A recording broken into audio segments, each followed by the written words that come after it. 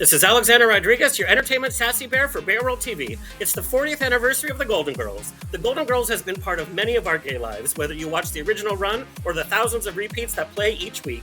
Even though the show was a comedy, it was a trailblazer in dealing with queer issues such as AIDS, coming out, trans identity, and more. In this episode, I chat with Season 1 writer Stan Zimmerman, who together with his writing partner James Berg were the only gay writers for the show. And they had to be in the closet. Remember, this was the AIDS era. Most people are actually shocked that a progressive show like Golden Girls, we had to stay in the closet while on the writing staff. And now that I think about it all these years later, I wonder what would have happened if we would have come out. In fact, nobody on the writer's staff knew. We never talked about it in the writer's room. And you're sitting there all day with these people, eating food with them, talking about every part of your life. But that part we just couldn't talk about.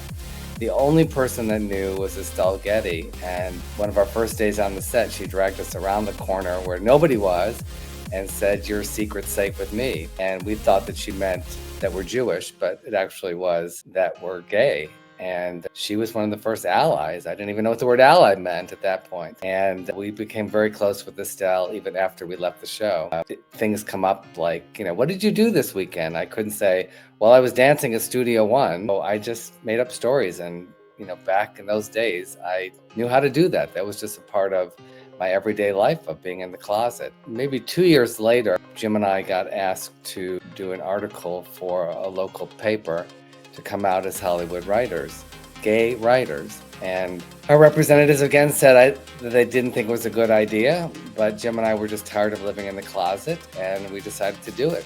We came out in the public eye and in the press, and we did a lot of press after that. A lot of magazines wanted to do stories about us. And years later, when we worked with Finero and Nathan, who were writer-producers on Golden Girls, we got to talk to them about it. And we were just so nervous to keep our jobs. And I think that's what it comes down to back then. You wanted to keep your job, so you didn't want to make waves. And being in the closet was just a part of surviving in Hollywood.